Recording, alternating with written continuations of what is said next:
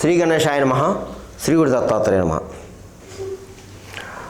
ముందుగా నా వీడియో చూసి వీక్షకులకి అందరికీ కూడా శ్రీ విశ్వావసునామ సంవత్సరం ఉగాది శుభాకాంక్షలు. ఈ సంవత్సరం అంతా కూడా మీకు మంచి జరగాలని ఆ పరమేశ్వరుని కోరుకుంటానమ్మా. ఇకపోతే ఈ ఉగాది పంచాంగంలో తులారాశి వారికి ఎలాగుందో తెలుసుకుందాం. శ్రీ విశ్వావసునామ సంవత్సరం తులారాశి చిత్త 3-4 పాదాలు, స్వాతి 1-2-4 పాదాలు, విశాఖ 1-2-3 పాదాలు తులారాశిలోకి వస్తాయమ్మా. ఇకపోతే వీరికి ఆదాయం 11, వ్యయం 5, రాజపూజ్యం 2, అవమానం 2. ఈ రాశిలో ఉన్న స్త్రీలకి పురుషులకి ఈ సంవత్సరం బాగుందండి. ఒక రకంగా చెప్పాలంటే అదృష్టకాలం చెప్పుకోవచ్చు. మీరు గత 2 సంవత్సరాలు ఎన్నో బాధలు పడ్డారు. 2 సంవత్సరాలు బాధలు పడ్డారు. ఇప్పుడు ఆ బాధలో కష్టాలు కన్నీళ్ళు పోయినాయి చెప్పుకోవచ్చు. ఒక రకంగా చెప్పండి, ఇది కాలం కలిసి వచ్చే కాలం, అదృష్టకాలం. మీరు పట్టిందల్లా బంగారం అన్నట్లు ఉంటుందండి ఈ తులారాశి వారికి. నిజంగా దైవబలం ఎక్కువ ఉంది. మీకు ఆత్మవిశ్వాసంతో ముందుకు దూసుకుని వెళ్తారు.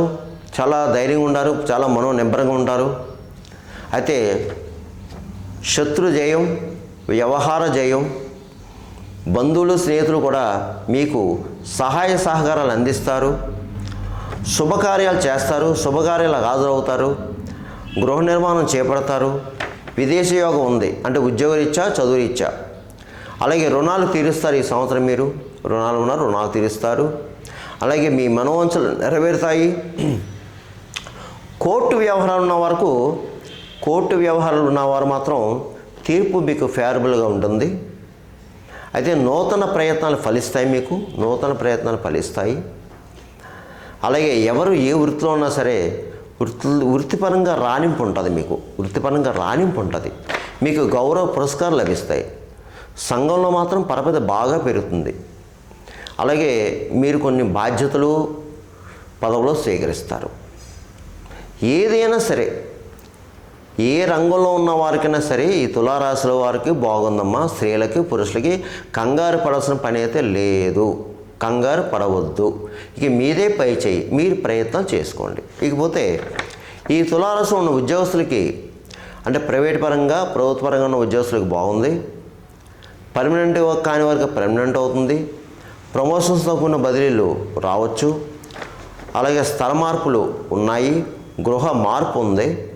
అలాగే పై అధికారులతో కూడా మన్ననలు పొందుతారు మీరు.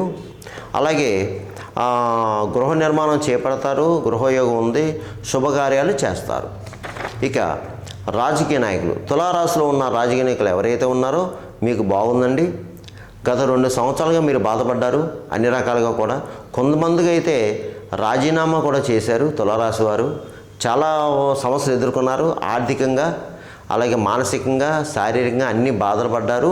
కానీ ఈ బాధలు, కష్టాలు, కన్నీళ్ళు ఏమీ లేవండి. మీకు మంచి రోజులు వచ్చాయి. అలాగే ప్రజలు గుర్తింపు పొందుతారు. మీరు సన్మానాలు పొందుతారు.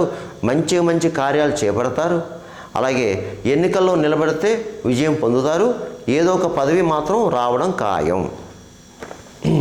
ఇక కళాకారులు, తులారాశిలో ఉన్న కళాకారులు ఎవరైతే ఉన్నారో మీకు బాగుందండి. ఈ సంవత్సరం చాలా బాగుంది.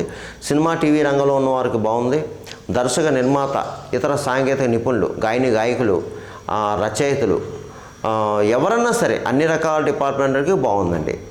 మీరు ఆర్థికంగా నిలదొక్కుంటారు. మంచి సువర్ణ అవకాశాలు వస్తాయి. దాన్ని నిలబెట్టుకోండి. గృహ నిర్మాణం చేపడతారు. ఇకపోతే వ్యాపారస్తులు, అన్ని రకాల వ్యాపారస్తులకి బాగుంది. కొత్తగా వ్యాపారం కూడా పెట్టుకోవచ్చు. జాయింట్ వ్యాపారస్తులకు బాగుంది. మంచి లాభాలు వస్తాయి ఈ సంవత్సరం మీకు. ఇకపోతే హోల్సేల్ రిటైల్ వారికి బాగుంది. గృహ నిర్మాణం చేపట్టే వారికి బాగుంది. ఇసుక, సిమెంటు వ్యాపారం చేసే వాళ్ళకి బాగుంది. నూతన కాంట్రాక్ట్స్ కూడా వస్తాయి మీకు. సరుకులు నిల్వ చేయవారికి బాగుంది. అన్ని విషయాలు బాగున్నాయండి. ఇకపోతే విద్యార్థులకి ఈ సంవత్సరం బాగుంది. చక్కగా చదువుతారు. గురుబలం ఉంది. మంచి జ్ఞాపక శక్తి. ఇప్పుడు బీఈడి, లా, మెడిసిన్, ఇంజనీరింగు, పాలిటెక్నిక్ ఇలా ఎంట్రన్స్ ఎగ్జామ్స్ ఎవరైతే ప్రిపేర్ అవుతారో ఇతర చక్కగా రాస్తారు పరీక్షలు, అలాగే మంచి మార్కులతో పాస్ అవుతారు, మంచి ర్యాంకులు వస్తాయి, మీకు కావలసిన కాలేజీల్లో సీట్లు లభిస్తాయి. ఇకపోతే వ్యవసాయదారులు, ఈ సంవత్సరం వ్యవసాయదారులకు 2 పంటలమ్మా, 2 పంటలు పడుతాయి. అధిక దిగుబడి, అధిక లాభాలు, రుణాలు తీరుస్తారు, కౌలుదారులకి బాగుంది. అలాగే ప్రభుత్వ సహాయం కూడా పొందుతారు మీరు ఈ సంవత్సరం. ఇంట్లో శుభకార్యాలు చేస్తారు, అలాగే శుభకార్యాలకు హాజరవుతారు, గృహ నిర్మాణం చేపడతారు, గృహయోగం ఉంది. ఇకపోతే మీకు ఈ సంవత్సరం కలిసి వచ్చే రంగు తెలుపు రంగు, లైట్ క్రీము. కలిసి వచ్చే లక్కీ నెంబర్ 6వ నెంబర్ లక్కీ నెంబర్. మీకు కలిసి వచ్చే వారం శుక్రవారం. మీరు ఈ సంవత్సరం ఎక్కువ లక్ష్మీ ఆరాధన, దుర్గాదేవి ఆరాధన చేసుకోవాలి. లక్ష్మీ దుర్గాదేవి ఆరాధన చేసుకోవాలి. అలాగే అమ్మవారి యొక్క దివ్యక్షేత్రాలు, పుణ్యక్షేత్రాలు, అమ్మవారి యొక్క స్వయంభూ క్షేత్రాలు లేదా శక్తిపీఠాలు ఏదైనా సరే ఒకటి దేవాలయం దర్శించుకోండి ఈ సంవత్సరం. అలాగే పుణ్య నదీ క్షేత్ర దర్శనం, పుణ్య నదిలో క్షేత్రంలో నదీ స్నానం చేయండి. ఇక ముఖ్యంగా మీరు ఏమాత్రం అవకాశం ఉన్నా మధుర మీనాక్షి దర్శించుకోండి.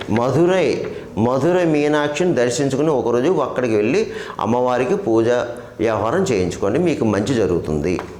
పోతే ముఖ్యంగా ఈ రాశిలో ఉన్నవారు పితృదేవతలు, పితృశాపాలు, పితృదోషం ఉన్నవారు తప్పనిసరిగా పితృకార్యాలు చేయండి.